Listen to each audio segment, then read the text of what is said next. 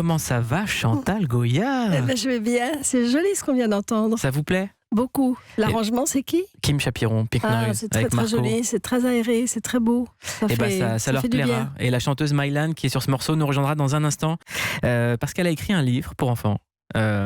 Et je pense que ça va vous parler. Et dans les questionnements que j'aimerais avoir ce soir, c'est comment être capable d'aborder la question des enfants, comment leur parler, comment les toucher.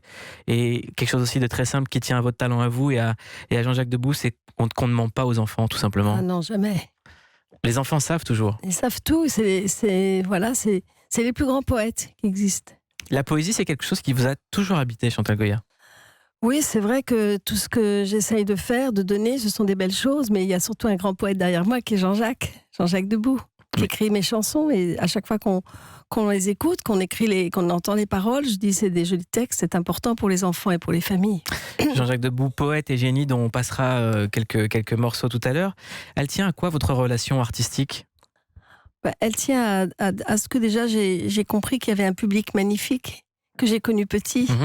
Donc c'est tellement de respect vis-à-vis de mon public, parce que ce public qui a grandi avec mes chansons, c'est très important, c'est très rare en même temps. C'est une pépite d'or, vous voyez, c'est incroyable. Ils étaient petits, aujourd'hui ils sont papa, maman, ils ont du boulot comme tout le monde, et puis ils se souviennent de moi, de mes chansons, c'est ancré dans leur cœur, c'est quelque chose de très fort en fin de compte. L'enfant, c'est très important de la garder longtemps. Est-ce que vous vous considérez encore comme enfant ? Une enfant, j'ai mes souvenirs d'enfant. Peut-être tout ce que j'ai pas eu dans mon enfance, je le vis aujourd'hui. C'est différent. Qu'est-ce que vous n'avez pas eu ? Par exemple, quand j'étais au Vietnam, c'était compliqué. Moi, jusqu'à 4 ans, c'était compliqué, ma vie. Mais j'avais une vie de responsabilité déjà, toute petite. Et d'adulte, on va dire, presque. On en parlera dans un instant, notamment avec Mylan Chapiron qui va nous rejoindre. Chantal Goya, vous sortez Chantal Goya chante Noël, un album de Noël qui sort le 19 novembre prochain. C'est la première fois que vous sortez un album de Noël ? Ben oui, je pensais que c'était compliqué parce que comme je donnais des spectacles à Noël, qui étaient mes grands spectacles, et que les spectacles souvent passaient à la télévision, je me disais, il y a tellement de jolis CD qui passent de Noël des autres, que pourquoi je vais en faire un mois, puisque moi j'aimais tous ceux qui ont été faits. Et en même temps, j'ai l'impression que votre musique est indissociable de Noël. Oui, c'est vrai que tout ce qui sort de moi au moment de novembre, décembre, janvier, février, c'est fini. C'est comme le Père Noël. C'est ce que me disait le grand patron de la maison de 10. Il me dit, Chantal, quand tu fais un album, on le sort en septembre, octobre. Alors octobre, novembre, décembre, janvier, puis février, c'est la place des autres. Et je me suis aussi toujours posé une question vous concernant, c'est comment vivre des problèmes d'adultes alors qu'on chante des problèmes d'enfants ou des chansons pour les enfants. Comment ça se passe, vos problèmes d'adultes ? Alors moi, je vais vous dire, j'ai un grand secret, c'est que je suis Gémeaux. On est deux. Il y a Marie-Rose sur la scène et il y a l'autre qui se bat tous les jours dans la vie de tous les jours. Et Marie-Rose, elle ne peut pas aider celle qui est sur la scène, qui est celle qui est dans la vie, parce que c'est deux personnages différents. Donc mon secret, il est là, c'est que j'ai toujours su dissocier ma vie d'artiste, ma vie de Marie-Rose, dans ses spectacles, dans ses beaux décors, dans ses costumes, avec celle qui court dans tous les sens, comme tout le monde. On est tous en train de se battre en ce moment. Est-ce que vous pensez avoir changé la vie de quelques enfants ? Oui, beaucoup d'enfants me disent que c'était bien avant, parce que j'étais près d'eux, et puis ils avaient leur mamie qui était là, leur papy, qui sont peut-être plus là aujourd'hui. Mais j'ai compris que, en étant sur scène depuis tellement longtemps, le public reconnaît que je suis un point de repère pour eux. Et ils me disent souvent, vous nous rassurez. C'est tellement important d'entendre des choses pareilles, c'est magnifique. On est dans une période assez trouble, vous pensez que les gens ont besoin de ça, d'être rassurés ? Ah oui, de rêver, d'être rassurés, d'être quand on a aimé quelqu'un qu'on aime beaucoup, qu'on a toujours aimé, puis qu'on le retrouve, ça nous rassure. Moi, je vois, mes idoles, c'était les Beatles, Paul McCartney. Quand je l'ai vu à Londres il y a 3 ans, mais j'étais une enfant devant lui. Vous l'avez vu sur scène ? Oui, je l'ai vu. C'était comment ? Magnifique. Et ce qui m'avait surtout frappé, c'est que en Angleterre, ils savent très bien chanter. Les Anglais chantent très bien, ils chantent en mesure, il n'y a pas de problème. Alors quand une salle entière chante Let It Be, ou Imagine, ou Hey Jude, et toute la salle reprend, ça fait un drôle de truc. Et ça donne quoi là maintenant sur Europe 1, Chantal Goya qui chante un peu de Paul McCartney ? Ça donne que je chante Paul McCartney pour vous faire plaisir. Ben oui. Non, je ne sais pas toutes les paroles, je ne connais pas tout. Vous savez à quel point je vous kiffe. À chaque fois que je vous vois, je tiens à vous le dire tout le temps. Gentil. À quel point je vous kiffe, vous et Jean-Jacques, mais c'est incroyable. Mon rêve, c'est vraiment qu'on aille manger un jour ensemble avec Jean-Jacques. Je rêve d'écouter vos histoires à vous deux. Il faut inviter Jean-Jacques puis qu'il vienne ici à Europe parler de toutes ces histoires qu'il a connues. Alors Jean-Jacques, si vous nous écoutez, sachez que pour moi, vous êtes une icône. Si vous nous écoutez, n'hésitez pas à nous dire, envoyer un message à Chantal, on vous téléphone. Voilà, on veut être avec vous. Je voudrais que ton téléphone soit pas loin de toi, parce qu'ils veulent t'appeler, Jean-Jacques. Bah voilà, ça serait pas mal. Moi, je sais pas si le téléphone est près de toi. Je te dis ça dans le vide parce que je sais que t'as un vieux Nokia et que tu peux même pas envoyer un message. Bon, en tout cas, Jean-Jacques, où que tu sois, sache qu'on te kiffe. Voilà. Que le kiff soit sur toi. Chantal Goya, on a décidé d'écouter des morceaux pour vous faire plaisir. Oui. Et il y a un morceau que vous avez choisi, c'est un morceau de Renaud, Mistral gagnant. Oui. Pourquoi ? D'abord, j'adore Renaud, c'est un grand poète. Et puis, c'est une chanson qui rappelle l'enfance aussi. C'est Mistral gagnant, qui n'a pas mangé un Mistral gagnant. Moi, j'adore ces Mistral gagnants, tout ça. C'était dans la boulangerie de la rue de Chabrol, où j'habitais petite, dans le 10e arrondissement. Et puis, je fonçais manger tous ces Mistral gagnants là que j'adorais. Il a fait une belle chanson, Renaud. C'est un grand poète. Ça vous fait un autre point commun avec un autre artiste, c'est Booba. Oui. Booba qui a samplé Mistral gagnant pour faire le morceau Pitbull. Et Booba qui s'est inspiré de vous. Ben son nom, un jour, la maison de disques nous a appelé, le grand patron m'a dit, est-ce qu'on pourrait, pour un jeune rappeur, l'appeler Booba ? Alors j'ai dit à Jean-Jacques, qu'est-ce que t'en penses ? Parce que c'était lui qui avait trouvé ce nom. Il m'a dit, mais avec plaisir, au contraire, ça nous fera très très plaisir, c'est un honneur. Enfin voilà, il l'a fait. Bon, c'est pas le petit ourson maintenant. Non, c'est pas le petit ourson en fait. Booba, c'était le nom de son cousin au Sénégal. C'est ça. Et la marque en fait vous appartenait. La marque Booba. Oui, la marque Booba, c'est l'histoire d'un petit ourson, c'est tout. Moi, je savais même pas qu'il y avait une marque. Ça tombe dans le domaine intellectuel. On aura des juristes, on aura plein de choses dans cette émission. Grave. Ça va être on incroyable. donne tout ça avec notre cœur. Chantal Goya, est-ce que vous avez conscience que vous êtes une icône au premier degré ? Ben, à force de me le dire, je vais finir par le croire. Non, mais c'est vrai. Ben, je ne sais pas, oui, c'est vrai, peut-être. Vous avez quelque chose qu'aujourd'hui les pop stars ou non plus, c'est qu'en fait vous avez marqué le cœur des gens. Vous êtes la première impression sonore, artistique pour énormément de Françaises et de Français. C'est vrai que je me suis pas battue, mais j'ai trouvé bizarre que quand tout un public réclame une chanson et que le métier dit non, ça marchera jamais. Mais comme je suis quelqu'un quand même de très combative, et j'ai eu la chance de rencontrer quelqu'un qui m'a dit j'adore cette chanson, qui la sort, j'ai personne n'en veut. Je l'ai faite, mais il y a 500 000 lettres qui sont arrivées à la télé, mais personne n'en veut. Il l'a sortie, c'était François Dacla, RCA, 40 millions de disques ensemble. Comment vous avez trouvé votre voix ? Ma voix, comment ma voix deux voix, VOUX et VOIE. Je voulais pas être chanteuse déjà. Je voulais pas être connue, je voulais pas être chanteuse, je voulais être journaliste, je voulais faire même comme vous, parler derrière un micro, interviewer des personnes. Vous venez le faire avec nous quand vous voulez déjà. Ben voilà, on va monter une émission spéciale. Mais oui. Et c'est Jean-Jacques qui m'a refait présenter à Daniel Philippaki, c'est ici à Europe numéro 1, qu'a existé mon premier disque, qui s'appelait C'est bien Bernard, le plus vénère de la bande. J'ai dit mais qu'est-ce que c'est que cette chanson ? C'est pas possible. Eh ben, ça a marché d'un coup, et puis ensuite, ça a été le cinéma avec Jean-Luc Godard, grâce à cette chanson, et puis après, on a continué avec les Maritiers, Gilbert Carpentier, avec Adieu les jolis foulards, et puis tout le reste est arrivé, grâce à Jean-Jacques. Et qu'est-ce que vous pensez de justement la différence entre aujourd'hui, où c'est les réseaux sociaux, où les gens suivent les personnes, les collaborations se font en fonction de qui a le plus de followers ou le moins de followers, ça devient très très business. Oui. Et j'ai l'impression qu'à vous écouter à l'époque, vous pouviez faire un film avec Jean-Luc Godard, une chanson avec Jean-Jacques Debout. On avait des rendez-vous qui étaient tellement directs avec les gens, c'était plus rapide, et c'était plus sincère et moins faux, quoi, parce que je trouve que tout ce qui est follower, tout ça, je me demande comment. Oui, moi j'étais affolée l'autre jour, je me suis fracturé le poignet. Je suis tombée il y a 1 mois et demi. Oh là là, et ça va mieux. Voilà, on m'a enlevé le pas. Il y a eu 4 jours, tu vois. Je ne peux pas faire plus que ça. Grâce à Dieu, tout va bien. Tout va bien. Mais en montrant mon plâtre, en disant regardez ce qui vient de m'arriver, je me suis étalée par terre, bing, 200 000 vues en 10 minutes. Mais je voudrais qu'il fasse pareil pour mon album qui va sortir. Allez hop, je monte mon album, 200 000 albums vendus. Non, je blague, mais on avait à l'époque peut-être c'était pas des réseaux, mais c'était des vrais amis. Voilà, c'était des amis qui venaient nous voir, comme par exemple Monique Lemarcier, Roger Crécher et les gens d'Europe. Parce qu'Europe numéro 1, j'étais souvent sur Europe. Et vous l'êtes ce soir dans Verveine Underground. Grâce à vous, grâce à toi, voilà. Mais nous, on vous aime d'amour, je vous le redis, vraiment. On est #Chantal. L'album de Noël sort le 19 novembre. Vous avez envie d'écouter un morceau consacré au doudou. Oui, parce que j'ai dit, combien il y a de doudous ? Alors je me suis rendu compte qu'il y a 20 millions de doudous. Et il y a toujours un petit enfant qui a perdu son doudou, et c'est toute une histoire. Et il faut jamais le laver. Alors j'ai dit à Jean-Jacques, moi j'ai envie de faire une chanson sur les doudous pour Noël, et dire que c'est mamie qui l'a retrouvée dans les grands magasins à Noël. Et ça, c'est une chanson parce que, en questionnant les gens, ils m'ont dit, moi mon doudou c'est mon copain, moi mon doudou c'est mon chien, moi mon doudou c'est mon mari. On a tous un doudou à la maison. Et voilà, grâce à Jean-Jacques qui a fait une musique magnifique, et je l'ai aidé dans les paroles en lui disant ce que j'aimerais qu'il écrive. Comment s'appelle ce morceau ? Toi, mon doudou. Chantal Goya, toi mon doudou, mais c'est un tube, Chantal Goya. Ben, j'espère, c'est une exclusivité pour Europe. C'est la première fois qu'on l'entend. Première fois qu'on l'entend. Toi, mon doudou, dans Verven Underground pour la première fois à la radio. Première fois. Ça va me porter chance. J'espère. Alors, toi, mon doudou, c'est quoi votre doudou, c'est qui? Bon, mon doudou, c'est Jean-Jacques, mon doudou. Ouais. Et puis moi, je suis le doudou de tous les enfants. Hein. Non, mais les doudous, c'est tellement important. C'est l'enfant, c'est papa et maman réunis. Est-ce que parfois, ça vous est arrivé de faire des chansons juste pour vous, pas pour les enfants? De gratter des mélodies, Comme je ne sais pas jouer, je joue de rien, je chante dans ma voiture. Et puis je me dis, mais c'était vachement bien ce que j'ai fait là. Est-ce qu'il y a un Black Album de Chantal Goya qui traîne? Black Album, il y en aura un peut-être un jour. Tiens, c'est une bonne idée. On va le faire. Avec des trésors enfouis. Moi, je suis sûr que vous avez fait d'autres morceaux. Non, c'est Jean-Jacques qui écrit tout, mais il a fait des belles musiques pour d'autres personnes, hein, pour beaucoup de monde. On va en parler dans un instant, parce que je tiens à dire vraiment, Jean-Jacques Debout, c'est une des légendes de l'écriture en France et de la mélodie. Oui, il a fait beaucoup de chansons pour Johnny, Sylvie, pour beaucoup de monde, pour Richard Anthony, pour même Marianne Faithfull. C'est incroyable. Et c'était aussi un proche de Jacques Mérine.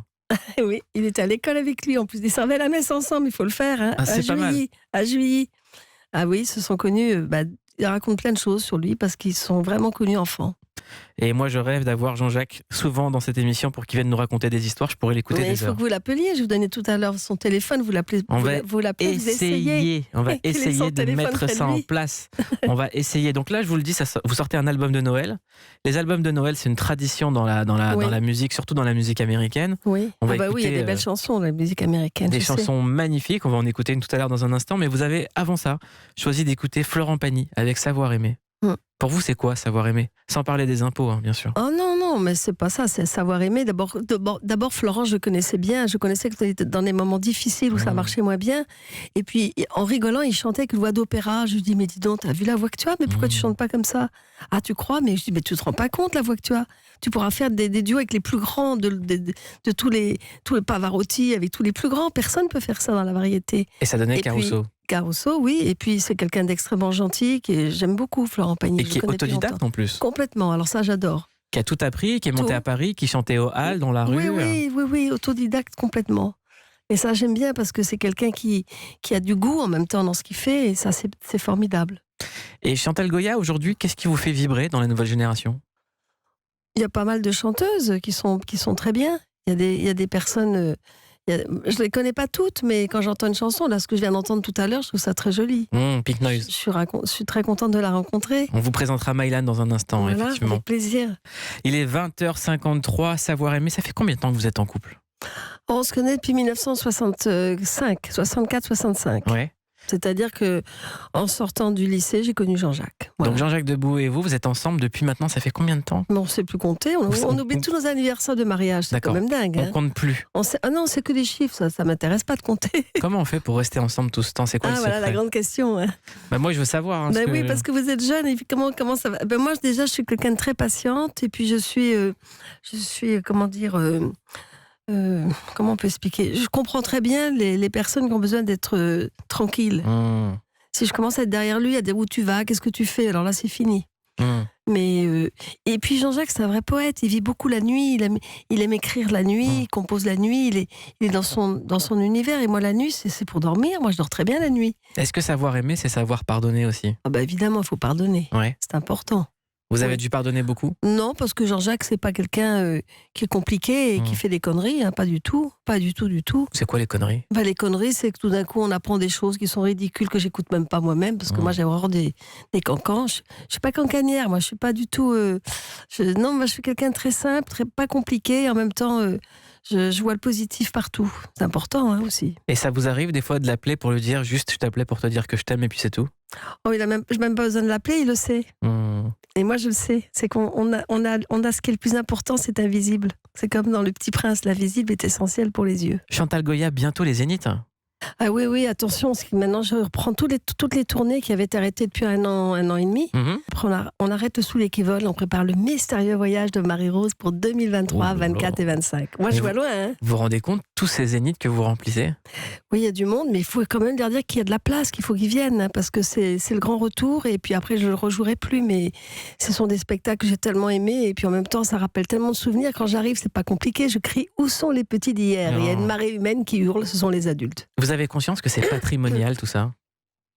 Maintenant, j'en prends conscience. Parce que je me souviens que Barbara m'avait dit, en sortant d'Europe numéro 1, ma petite Chantal, tu verras ce qui va t'arriver. Dans 20 ans, tu seras toujours là et tu deviendras une institution. J'ai dit, mais Barbara, moi, je ne sais même pas ce que je serai dans 6 mois. Je fais ça pour faire plaisir, mais pas pour une carrière. En fait, pour faire une carrière, il ne faut jamais être à la mode, en fait. Ah oui, ça c'est vrai, jamais être à la mode. Ça, c'est complètement normal. Vous n'avez jamais suivi les tendances? Non, moi j'étais toujours à contre-courant de tout. Quand c'était le disco, je chantais Adieu les jolis foulards. Quand c'était...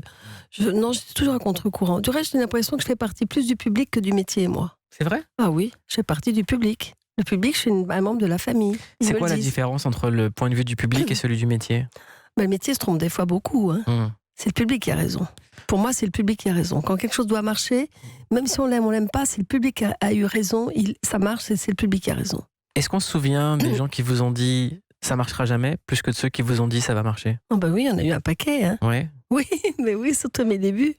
C'était Puis attendez, moi j'étais surtout la bonne flèche. Là. C'est pas la flèche, j'étais la cible de tous ceux qui voulaient avec leur flèche m'empoisonner pour que je disparaisse à tout jamais. Mais je suis pas arrivée, ils sont pas arrivés, c'est eux qui ont disparu. Il y avait des haters? Ouais, il y avait des gens comme ça, mais qu'est-ce que vous voulez que j'y fasse?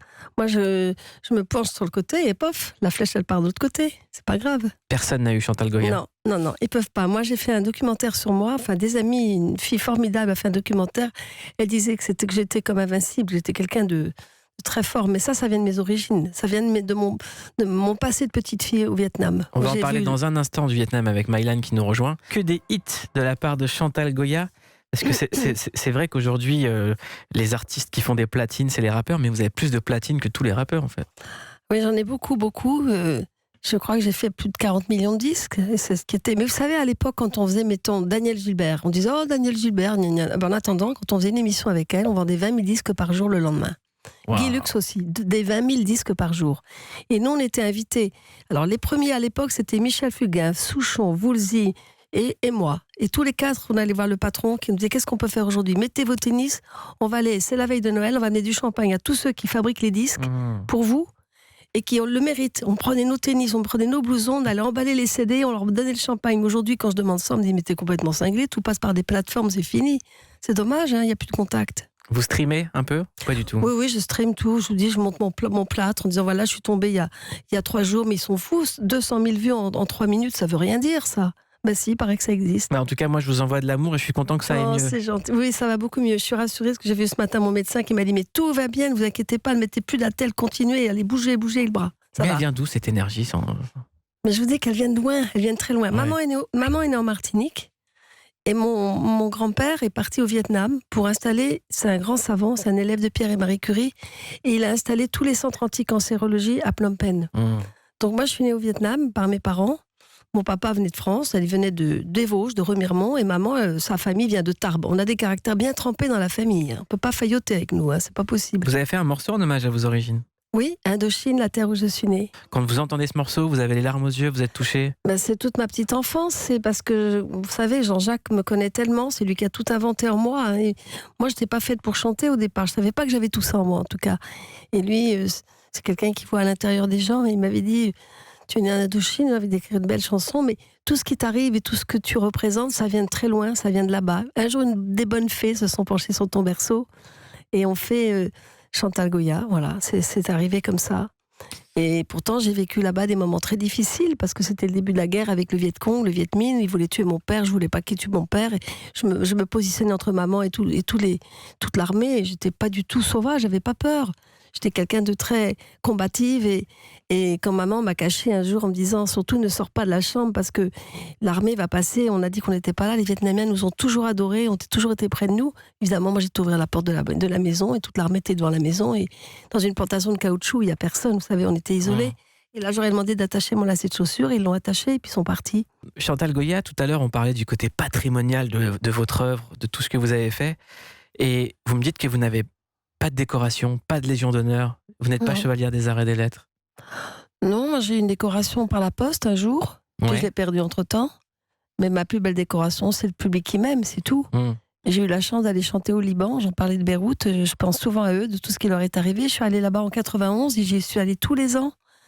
Et ils m'ont donné la Grande Croix. Comme j'étais à l'école première de la classe, c'était la même croix. Je riais toute seule. Je disais, oui, c'est toujours la même croix. Non, mais c'est un pays et c'est un peuple qui m'a connue parce qu'ils ont acheté tous mes DVD un jour pour les emmener là-bas pendant la guerre parce qu'ils vivaient sous la terre avec leurs enfants. Et comme ça, ils m'ont connue. Quand je suis arrivée à Beyrouth, je me disais, mais où je vais chanter? Il n'y a plus rien, tout est démoli. Et j'ai été partout et c'était de la folie, plus de 100 000 personnes. En tout cas, si le président nous écoute, il faut remettre une médaille à Chantal Goya parce que... Et à Jean-Jacques. Et à Jean-Jacques Debout, exactement. On a fait rêver 40 millions de Français, d'enfants. Je pense qu'on a fait des jolies choses. Moi, je sais que tout ce que Jean-Jacques a fait avec son cœur, il m'a toujours dit, Chantal, il faut penser au public, aux parents, parce qu'eux, ils voient tout. Les enfants sont toujours près de toi, tu es comme eux. Puis surtout, Emmanuel Macron devait être dans le public. Mais oui, il est exactement le petit que j'ai connu quand je chantais à Amiens. Exactement, quand je chantais à Amiens ou à Lille, dans le Nord, où c'est toujours de la folie, et il devait être là. Donc vous avez un message à lui passer à Emmanuel Macron? Monsieur le Président, que j'aime beaucoup. Mais quand est-ce que nous allons avoir cette belle médaille? Ça ferait tellement plaisir à Jean-Jacques, surtout. Voilà, une médaille pour Jean-Jacques et Chantal. Ça sera ma proposition de loi cette année. Génial. Écoutez, ça fera du bien à Jean-Jacques, il sera heureux.